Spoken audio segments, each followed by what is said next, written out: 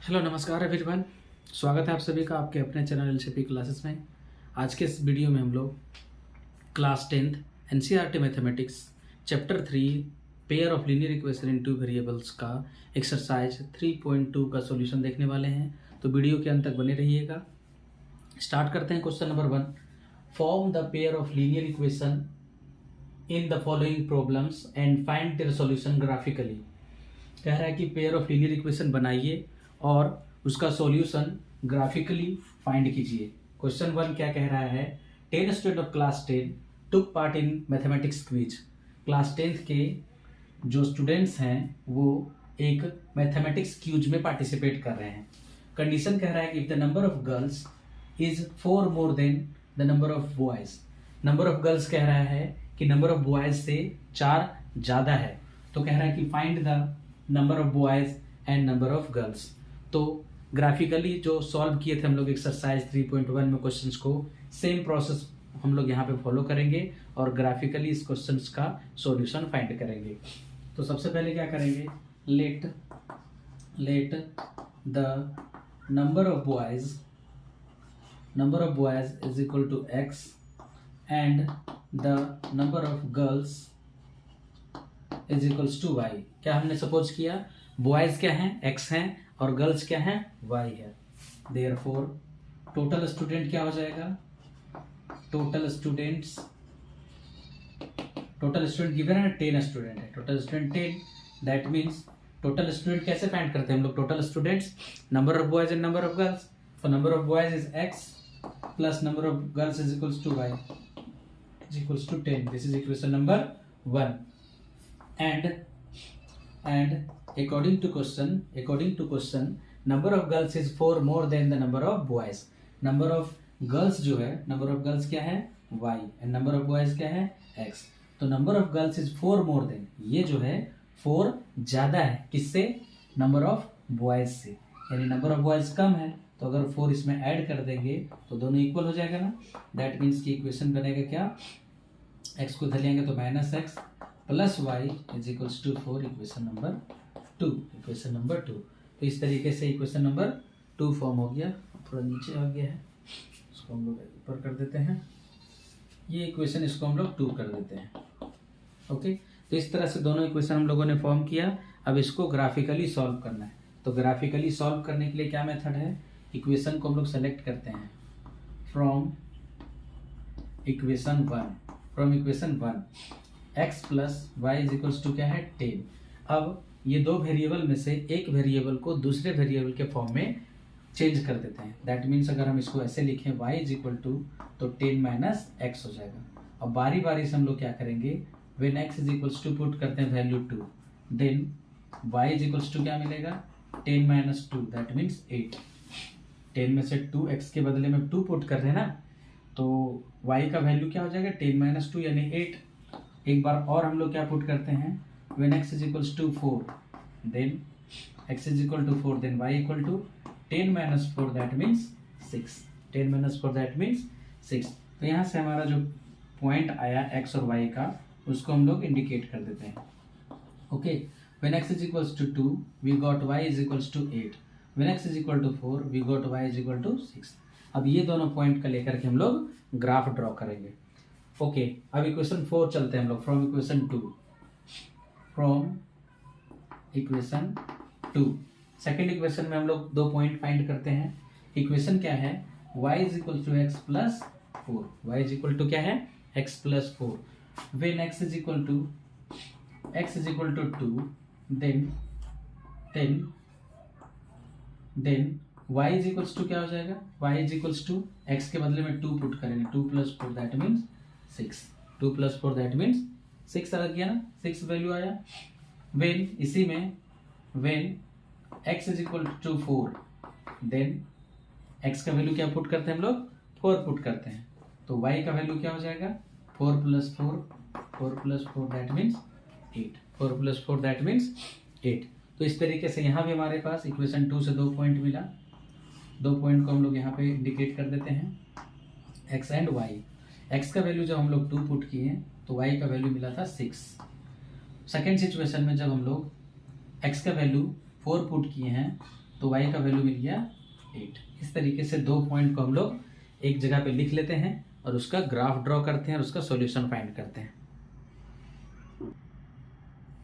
अब ये given points जो है हमारा दोनों इक्वेशन का, उसको लेकर के हम लोग ग्राफ ड्रॉ करते हैं। तो x एक्सिस में मैक्सिमम 4 तक गया हुआ है, y एक्सिस में मैक्सिमम 8 तक गया हुआ है, यानी कि ये वाला एक्सिस को थोड़ा बड़ा लेना है। Okay, this is y axis and in down y dash axis, y dash axis, ये y डैश एक्सिस है। अब x में हम लोग लेते हैं x axis,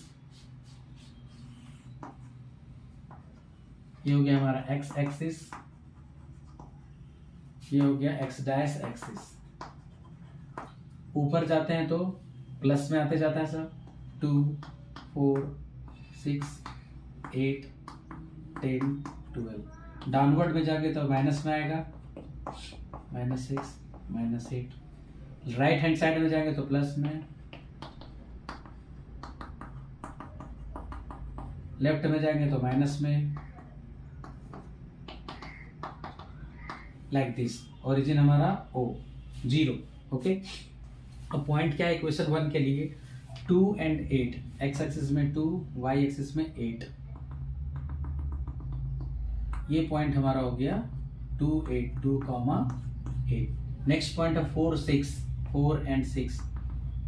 this is our point 4 and 6, 4 and 6। Now with the help of ruler draw a line like this. ये हो गया ग्राफ किसका, इक्वेशन 1 का। You can write here equation 1। Okay, next point को लेते हैं 2 and 6, x में 2 and y में 6, this point 2, 6, this point 2 6। And next 4 8, x में 4 and y में 8, like this here. We can write this point here 2, 6 and here 4, x में 4 and 8, 4 and 8 here. This point gives 4 and 8. Okay, 4 and 8. This is 4, 6 and this is 4, 8. And this point, this and this, with the help of these 2 points, draw graph like this. This is the graph of equation 2. As we have talked about the point where the 2 graph intersect, दोनों graph जहाँ पे intersect करता है उस point से हम लोग x axis पे ड्रॉ करते हैं लाइन और y एक्सिस पे लाइन ड्रॉ करते हैं। तो जहाँ पॉइंट मिलता है वही इसका कोऑर्डिनेट हो जाता है। तो कहाँ कहाँ पे मिल रहा है, x एक्सिस पे 3 पे, y एक्सिस पे 7 पे, x एक्सिस पे 3 पे, y एक्सिस पे 7 पे। Here x is equals to 3 and y is equals to 7, y is equals to 7, and therefore number of boys is equals to 3 and number of girls क्या मिला, 7। यही answer हो गया हमारा, 3 and 7। वेरीफाई भी कर सकते हैं, क्या कह रहा था कंडीशन में, number of girls is 4 more than the number of boys। Number of girls जो है 4 ज्यादा है, देखो 3 + 4 7, 4 ज्यादा है ना। तो in this way we have solved the question number 1. Let's see question number 2. Okay, question number 2. 5 pencils and 7 pen together cost ₹50. 5 pencil और 7 कलम एक साथ दोनों का कॉस्ट क्या है, ₹50। Whereas 7 pencil and 5 pens together cost 46. और जबकि 7 पेंसिल और 5 पेन का कॉस्ट है ₹46। Then we are asked to find the cost of 1 pencil and that of 1 pen. 1 pen और 1 pencil का कॉस्ट क्या होगा। तो similarly we can suppose let the cost of 1 pen, पहले पेंसिल है ना, पेंसिल को कर लेते हैं, 1 pencil is equals to ₹X and the cost of 1 pen ₹Y।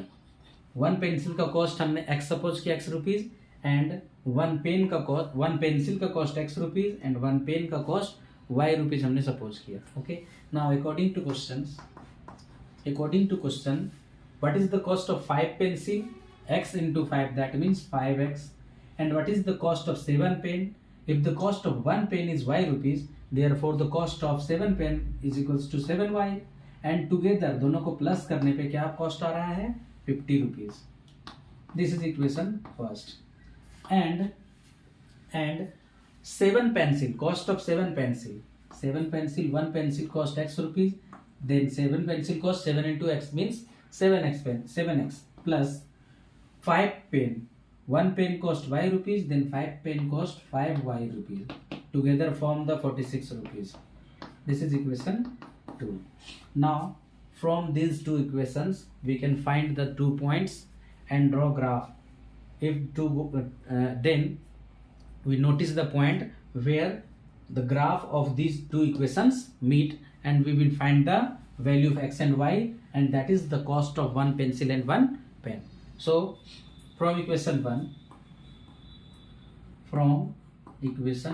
we solve equation 1. We have 5x plus 7y is equals to 50. इस equation को ऐसे सॉल्व करने के लिए x के टर्म में y को ले चलते हैं या y के टर्म में ले आते हैं. 7y is equals to 50 minus 5x और y is equals to 50 minus 5x upon 7.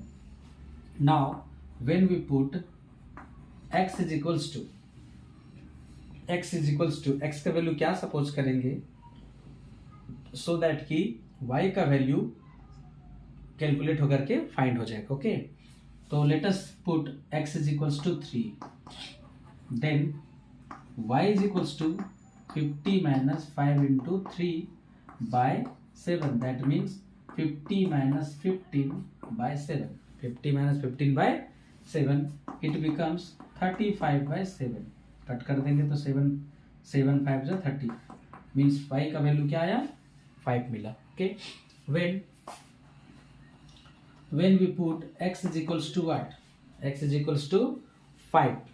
Okay, but when we put 5 it comes 15, and in the table of 7 15 will not come, so we must put another value, that means which after solving this in numerator it comes the multiple of 7 का multiple आना चाहिए. Okay, तो 7 का multiple में क्या क्या होता है?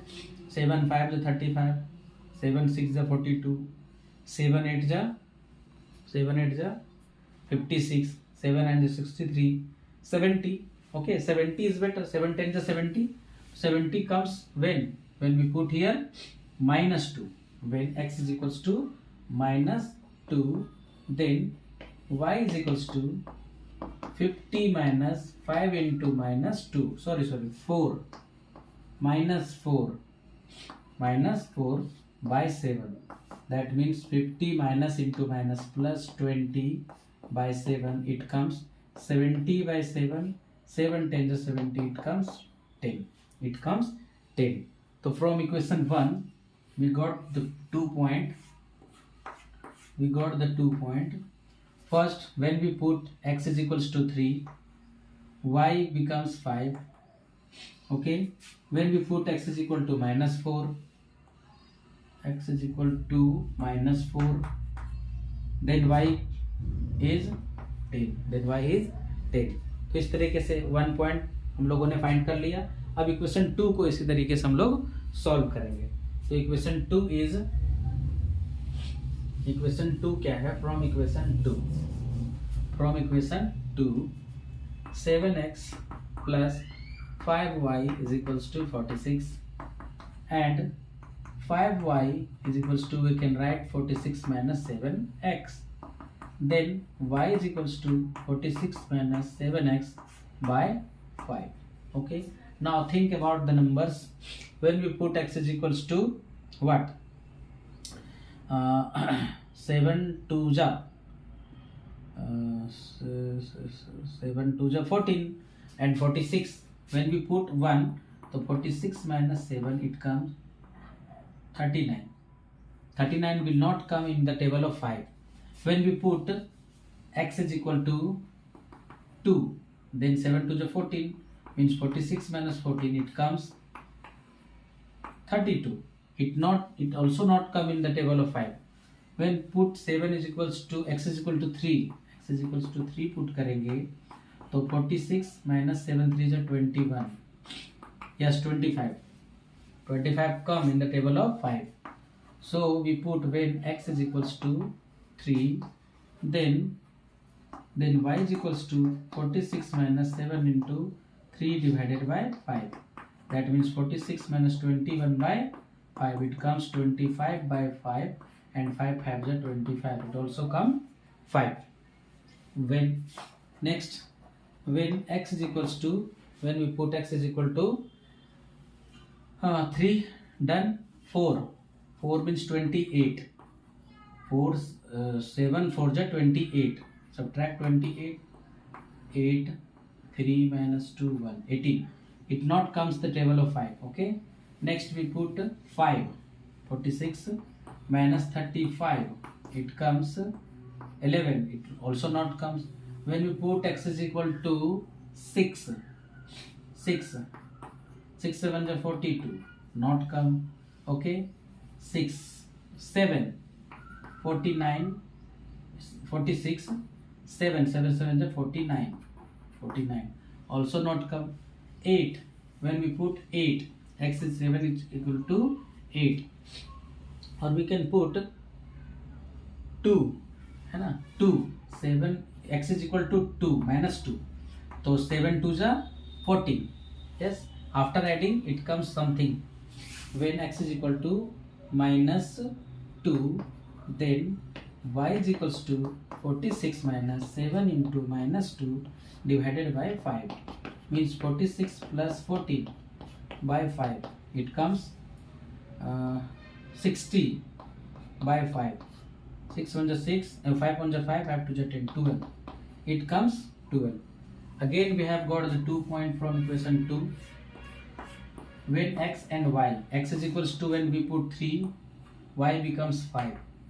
When x we put minus 2, x is equals to minus 2, then y gives 12. Y gives 12. Now with the help of these 2 points, we have to draw graph and find the value of x and y. तो solve करने के बाद जो point आया, इसके help से हम लोग ग्राफ ड्रॉ करेंगे.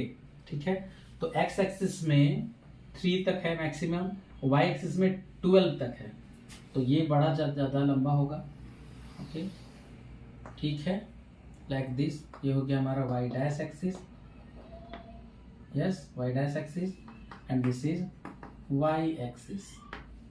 ओके, अब यहाँ से x एक्सिस ड्रॉ करेंगे हम लोग.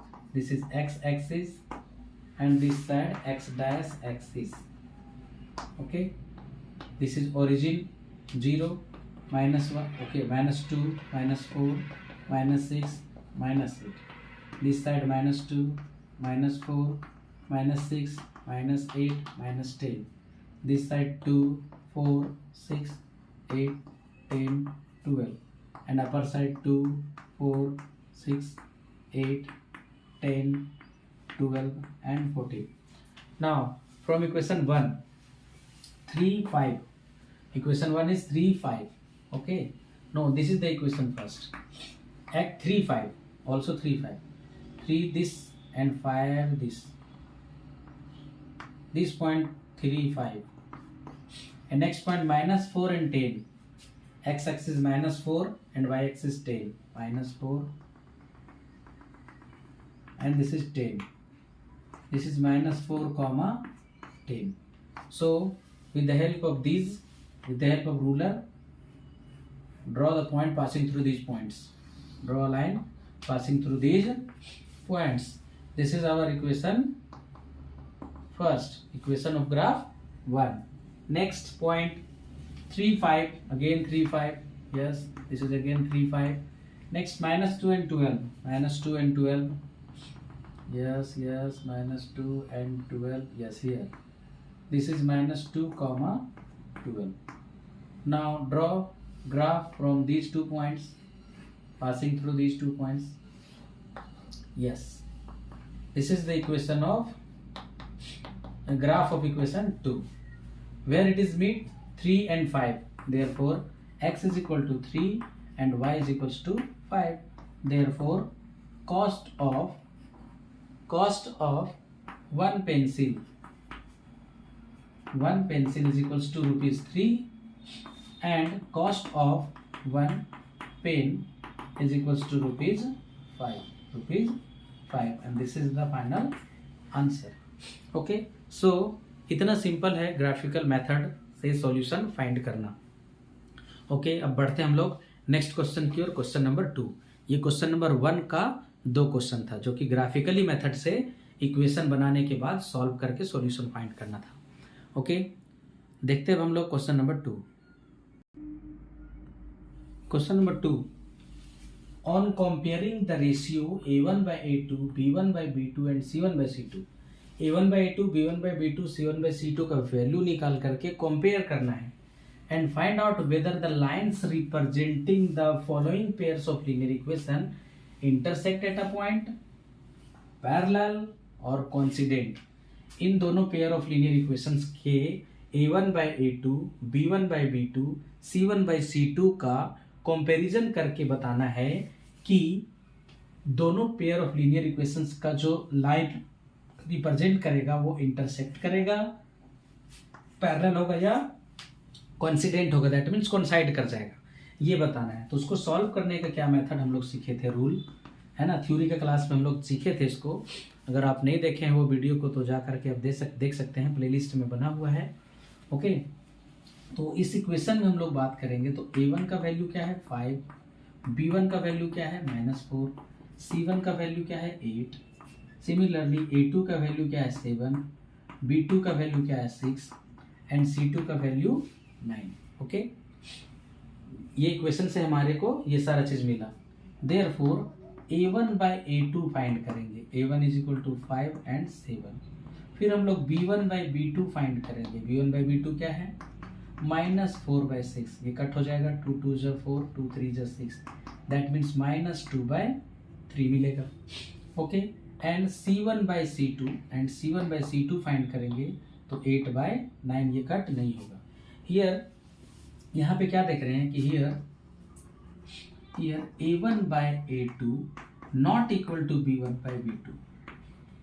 A1 by B2 का जो वैल्यू है और B1 by B2 का दोनों इक्वल नहीं है. जब ये कंडीशन आता है A1 by A2 not equal to B1 by B2, then the lines representing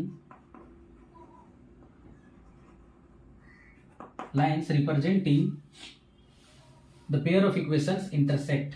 The lines intersect, ऐसे भी लिख सकते हैं. therefore the lines intersect at a point. एक पॉइंट पे दोनों लाइन क्या होगा इंटरसेक्ट करेगा. ओके, क्वेश्चन नंबर 2 देखते हैं. क्वेश्चन नंबर 2 में इसको अगर हम सॉल्व करें तो A1 का वैल्यू क्या है 9, B1 का वैल्यू 3, C1 का वैल्यू 12, A2 का वैल्यू 18, B2 का वैल्यू 6, C2 का value 24. Therefore A1 by A2 निकालेंगे 9 by 18. 9 1 जा 9, 9 2 जा 18, क्या मिलेगा 1 by 2. फिर हम लोग फाइंड करेंगे B1 by B2. तो B1 का वैल्यू हमारा 3 by 6, 3 1 जा 3, 3 2 जा 6, that means 1 by 2. And C1 by C2 find करेंगे, दैट मीन्स 12 by 24. 12 1 जा 12, 12 2 जा 24, यानी 1 by 2. ओके, तीनों क्या मिल रहा है, since A1 by A2 is equals to B1 by B2 is equals to C1 by C2. अगर ये कंडीशन हो, therefore the lines are parallel. Sorry, the lines are coincident. Line क्या करेगा कोइंसिडेंट कर जाएगा, यानी दोनों एक ही दूसरे पर, दोनों को ग्राफ इक्वेशन 1 का भी ग्राफ और इक्वेशन 2 का ग्राफ दोनों एक ही लाइन पे लाई करेगा इस सिचुएशन में. अब थर्ड का सिचुएशन को देख लीजिए. A1 का वैल्यू बताइए 6, B1 का वैल्यू -3, C1 का वैल्यू 10, A2 का वैल्यू 2, B2 का वैल्यू -1 एंड C2 का value 9। Therefore A1 by A2 अगर फाइंड करेंगे तो 6/2 एंड 2 3 जो 6 3 मिला। B1 by B2 अगर हम फाइंड करें तो -3 by -1, माइनस माइनस कटा यानी 3 आया वैल्यू। ओके, वैल्यू हमारा क्या मिला 3। एंड C1 by C2 अगर फाइंड करेंगे तो 10/9। Okay, here A1 by A2 is equals to B1 by B2 is not equal to C1 by C2। A1 by A2 का वैल्यू 3, B1 by B2 का value 3 and C1 by C2 का value different आ गया, यानी कि ये situation मिला, ये condition. तो ये कंडीशन कब मिलता है, जब दोनों लाइन पैरेलल होगा। Therefore the lines are parallel. इस सिचुएशन में क्या हो जाएगा, लाइन पैरेलल होगा। जब इन दोनों इक्वेशन का हम लोग ग्राफ ड्रॉ करेंगे तो दोनों इक्वेशन का पैरेलल लाइन रिप्रेजेंट करेगा, इसमें कोइंसिडेंट कर जाएगा, दैट मीन्स कोइंसाइड कर जाएगा। और फर्स्ट वाले सिचुएशन में क्या आया था, इंटरसेक्ट करेगा एक पॉइंट पे। तो इतना आसान था ये क्वेश्चन नंबर 2। अब इसी तरीके से हम लोग क्वेश्चन नंबर 3 का चेक करेंगे, जिसमें बताना है कंसिस्टेंट और इनकंसिस्टेंट। तो जिसमें सॉल्यूशन आता है वो कंसिस्टेंट होता है, जिसका सॉल्यूशन नहीं होता है वो इनकंसिस्टेंट होता है। चलिए देखते हैं उसको भी। क्वेश्चन नंबर 1 3 का फर्स्ट, इसमें भी कह रहा है कि कंपेयर कीजिए A1 by A2, B1 by B2, C1 by C2 निकालिए। उसके बाद बताइए कि लीनियर इक्वेशंस क्या होगा, कंसिस्टेंट होगा या फिर इनकंसिस्टेंट होगा। तो दो ही कंडीशन बताए थे उसमें कि जिसमें सॉल्यूशन फाइंड होता है वो कंसिस्टेंट होता है, जिसमें सॉल्यूशन फाइंड नहीं कर सकते हैं तो इनकंसिस्टेंट होता है। दैट मीन्स कि अगर line representing the equation intersect at a point तो कंसिस्टेंट होगा, फिर कोइंसिडेंट हो जाएगा तब भी कंसिस्टेंट होगा, और जब पैरेलल आता है तब इनकंसिस्टेंट होता है। वही कंडीशन को फॉलो करके इसको सॉल्व करेंगे। तो क्वेश्चन नंबर 1 का अगर हम सॉल्यूशन करें तो 3x + 2y - 5 = 0 and 2x - 3y - 7 = 0। Here A1 = 3, B1 = 2, C1 = -5, A2 = 2, B2 = -3, C2 = -7। Therefore A1 by A2 find करेंगे तो 3/2 होगा, B1 by B2 फाइंड करेंगे तो 2 by -3, दैट मीन्स -2/3 हो जाएगा। And C1 by C2 find करेंगे तो -5 by -7, that means minus minus cancel, तो 5/7 मिलेगा value. Okay, here A1 by A2 not equal to B1 by B2 find हुआ ना, यस या नो। A1 by A2 3/2 और -2/3 आया, दोनों डिफरेंट है ना। Therefore the lines intersect each other, intersect at a point। एक पॉइंट पे लाइन क्या होगा, इंटरसेक्ट करेगा। Therefore the linear equations are, therefore the linear equations are क्या होगा, कंसिस्टेंट। ओके, इसमें क्या आया, कंसिस्टेंट आया। सेकेंड इक्वेशन को सॉल्व करो तो इसमें लिखेंगे 2x - 3y -8 को इस साइड लाएंगे तो 0। सेकेंड इक्वेशन हमारा होगा 4x - 6y -9 = 0। Okay, here A1 by A2 अगर निकालेंगे तो 2/4, 2 2 जा 4 यानी 1/2 आया। फिर हम लोग B1 by B2 अगर फाइंड करें तो -3 by -6, माइनस माइनस कट गया, 3 2 जा 6, 1/2 आया। एंड C1 by C2 अगर फाइंड करें तो -8 by -9, माइनस माइनस कटा यानी 8/9 आया। Okay, since A1 by A2 is equals to है B1 by B2 के but not equal to C1 by C2। ऐसा सिचुएशन कब होता है, जब लाइन्स पैरेलल हो जाता है। जब लाइन पैरेलल हो जाता है तो लिखेंगे हम लोग कि since the lines lines are parallel, lines are parallel, parallel हो गया लाइन। जब लाइन पैरेलल हो गया therefore linear equations are inconsistent, the equations are inconsistent. क्या हो गया इस सिचुएशन में? इनकंसिस्टेंट आ गया सेकंड का। बाकी इसमें 3 क्वेश्चंस और बचा हुआ है, उन सबका भी सॉल्यूशन देखते हैं। क्वेश्चन नंबर 3, क्वेश्चन नंबर 3 में अगर हम देखें, क्वेश्चन नंबर 3 का सॉल्यूशन को अगर हम देखें तो a1 का वैल्यू क्या है? 3/2, ठीक है। b1 का वैल्यू क्या है?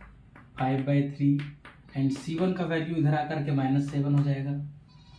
a2 का वैल्यू 9, b2 का वैल्यू -10 एंड c2 का वैल्यू इधर आकर के -14 होगा।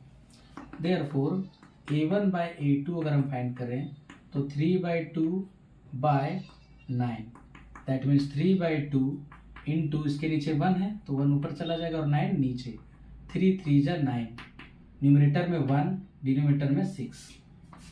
b1/b2 का वैल्यू अगर फाइंड करें तो 5/3/-10, सॉल्व करेंगे तो 5/3 इसके डिनोमिनेटर में 1 है, 1 चला जाएगा ऊपर, -10 नीचे, 5 2 जा 10, दैट मीन्स न्यूमरेटर में 1 और डिनोमिनेटर में -6।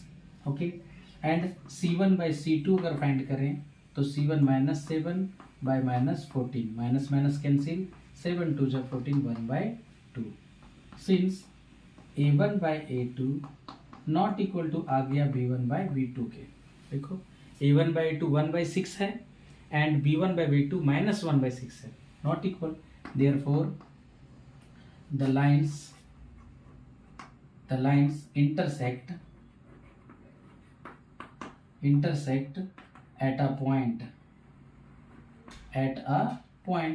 therefore the linear equations are consistent।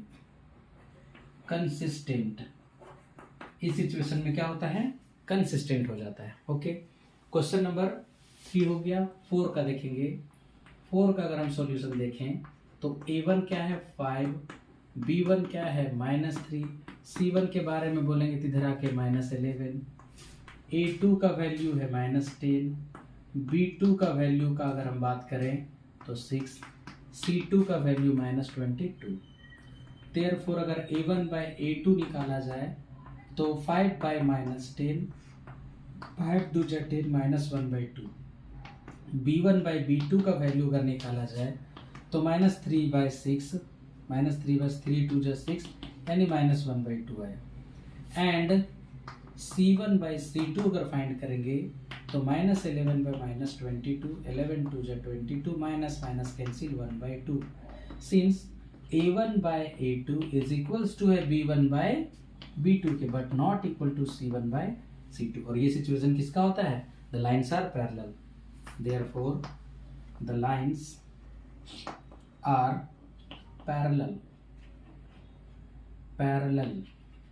okay, parallel हो गया। therefore the linear equations are inconsistent। इस सिचुएशन में क्या हो जाएगा? इनकंसिस्टेंट हो जाएगा, यानी असंगत हो जाएगा। ओके, एक लास्ट इसमें बचा हुआ था 5th नंबर, देखते हैं उसको। 5th नंबर क्वेश्चन कह रहा है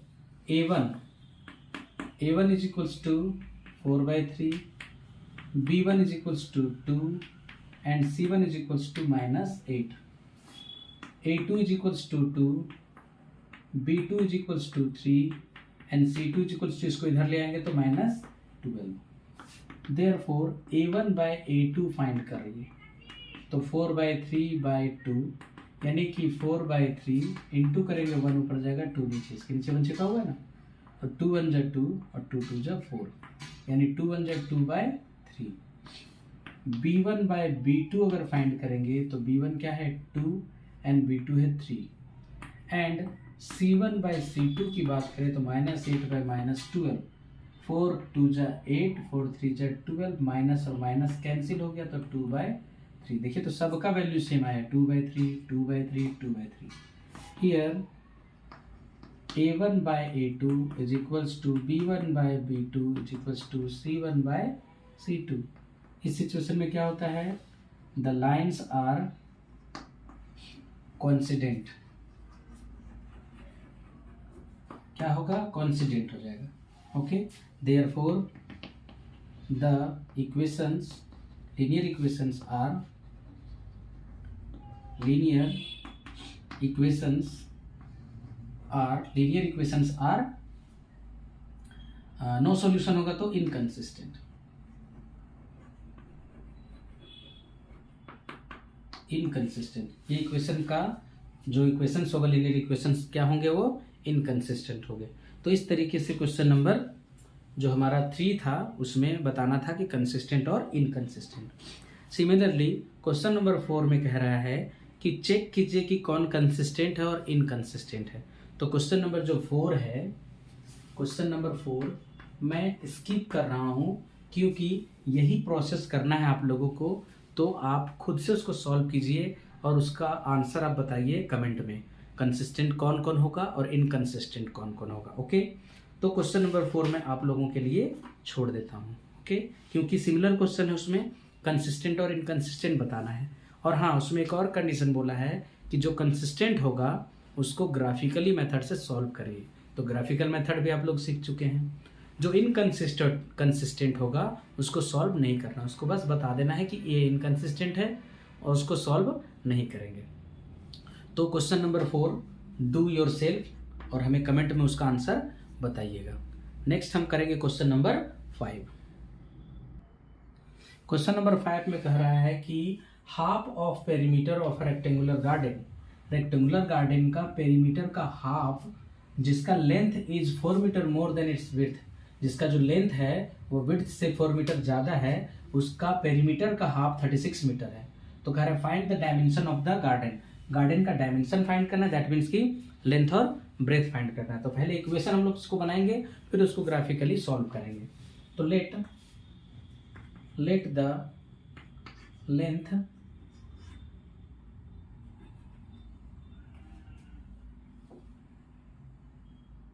length of garden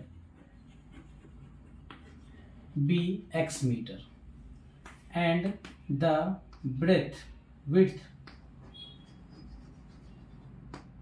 width of garden y meter.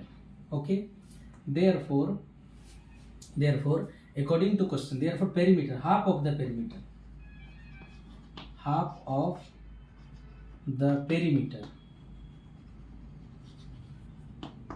is equals to, क्या कह रहा है, 36। Half of the perimeter is 36। That means कि 1/2 पेरीमीटर क्या होता है, गार्डन का लेंथ और ब्रेथ ऑफ पेरीमीटर क्या होगा, 2 × l + b, 2 × l + b is equals to 36। तो 2 से 2 कैंसिल हो जाएगा। लेंथ क्या है हमारा, x + y is equals to 36, जो कि हमारा equation 1। Okay, according to question था ये। ऑल्सो क्या कह रहा है, length is 4 more than, length को क्या सपोज किए हम लोग, x, and y is equals to width, its width से लेंथ जो है वो क्या है, 4 मीटर ज्यादा है।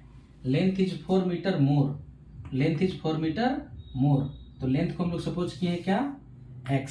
तो x ज्यादा है ना, यानी ये कम है, यानी कि इसमें अगर हम जोड़ देंगे तो इक्वल हो जाएगा ना। दैट मीन्स x को इधर ले आएंगे तो -x + y is equals to -4। अगर यहाँ से माइनस कॉमन ले लेंगे तो x - y is equals to -4, और यहाँ से माइनस और माइनस कट जाएगा तो x - y is equals to 4, equation number 2। अब ये इक्वेशन 1 और इक्वेशन 2 को बाय ग्राफिकल मेथड सॉल्व करेंगे। एक बार इक्वेशन 1 लेंगे, x का वैल्यू सपोज करेंगे, 2 वैल्यू x का लेंगे, 2 y का मिलेगा। इक्वेशन 2 में भी x का 2 वैल्यू लेंगे, y का 2 वैल्यू मिलेगा। उन दोनों वैल्यू को लेकर के ग्राफ ड्रॉ करेंगे और इसका आंसर आप कमेंट में बताइएगा। ग्राफिकली मेथड से सॉल्व करना है। तो x का वैल्यू क्या हो जाएगा, हमारा लेंथ हो जाएगा गार्डन का, और जो y का वैल्यू आएगा वो गार्डन का विड्थ हो जाएगा। तो आई होप कि आप लोग इन दोनों इक्वेशन को ग्राफिकल मेथड से अच्छे से सॉल्व कर लेंगे। तो मैं ये आप लोग के लिए छोड़ देता हूँ और मैं आप लोगों का आंसर कमेंट में देखना चाहूँगा। सो सॉल्व करके एक्स और वाई यानी कि लेंथ और ब्रेथ गार्डन का आंसर जो आता है वो आप कमेंट में बताइएगा। नेक्स्ट क्वेश्चन की ओर बढ़ते हैं। क्वेश्चन नंबर 6 जो है वो भी मैं छोड़ दे रहा हूँ आप लोगों के लिए, क्योंकि उसमें कह रहा है कि एक इक्वेशन गिवन है, उसका पेयर में एक और इक्वेशन लिखना है जिसमें आपको पहला कंडीशन कह रहा है इंटरसेक्टिंग लाइन होना चाहिए, सेकंड में कह रहा है पैरेलल लाइन्स होना चाहिए एंड थर्ड में कह रहा है कोइंसिडेंट लाइन्स होना चाहिए। तो बहुत सारे एग्जाम्पल आपके बुक में दिया हुआ है, कोई एक एग्जाम्पल को लेकर के फर्स्ट का जो मैं थ्योरी के क्लास में बता रहा था एग्जाम्पल, वो तीनों एग्जाम्पल ही आप इसमें दे सकते हैं और इसका एग्जाम्पल देकर के इसको कंप्लीट करना है। बस दैट्स इट, इतना ही क्वेश्चन था क्वेश्चन नंबर 6 में। क्वेश्चन नंबर 7 में कह रहा है, जिसको आप ध्यान से समझिएगा, कह रहा है कि ड्रॉ द ग्राफ, यानी एक इक्वेशन ये हमारा है, एक इक्वेशन ये हमारा है, इन दोनों इक्वेशंस का क्या करना है, ग्राफ ड्रॉ करना है। ग्राफ ड्रॉ करने के बाद determine the coordinate of vertices of triangle formed by these lines and x axis. यानी कि सपोज करो अगर आप ग्राफ ड्रॉ करिएगा तो ग्राफ ड्रॉ करिएगा तो ये एक्स एक्सिस हो गया और लाइन ड्रॉ कीजिएगा। सपोज इक्वेशन का 1 का इक्वेशन का ग्राफ इस तरह का, इक्वेशन 2 का ग्राफ इस तरह का मिल जाए, ठीक है। तो कह रहा है कि इन दोनों इक्वेशन का ग्राफ और एक्स एक्सिस के साथ जो ट्राइंगल बना है उसका वर्टिसेस लिखना है। सपोज कीजिए ये ट्राइंगल बनाना, ये दोनों इक्वेशन से ये ट्राइंगुलर पार्ट बना, तो इसका वर्टिसेस का कोऑर्डिनेट लिखना है, ये वर्टिसेस हो गया। तो आप ग्राफ जब ड्रॉ कीजिएगा तो ये पॉइंट आपको पता चल जाएगा और वर्टिसेस आप इसमें लिख दीजिएगा। इसको सेट करने के लिए बोल रहा है, तो इस तरीके से ट्राइंगुलर पार्ट को सेट कर दीजिएगा और उसका क्या लिख देना है, वर्टिसेस लिख देना है। इसका वर्टिसेस नेमिंग कर दीजिएगा, इसका ए, इधर बी दे दीजिएगा, इधर सी। तो ए का वर्टिसेस कितना होगा, बी सी का आप लिख दीजिएगा। तो इसका भी वर्टिसेस का आंसर आप लोग कमेंट में वर्टिसेस का कोऑर्डिनेट बताइएगा। तो इतना इजी था हमारा ये एक्सरसाइज 3.2। ओके, तो नेक्स्ट वीडियो में हम लोग स्टार्ट करने वाले हैं अलजेब्रिक मेथड, है ना, algebraic method for solution of pair of linear equation in 2 variable. Video पसंद आया हो तो लाइक ज़रूर कीजिएगा, अपने दोस्तों में शेयर कर दीजिएगा और कमेंट भी ज़रूर कीजिएगा। मिलते हैं आप लोगों से अगले वीडियो में। See you in the next video. तब तक बने रहिए हमारे चैनल में और okay, see you, thank you.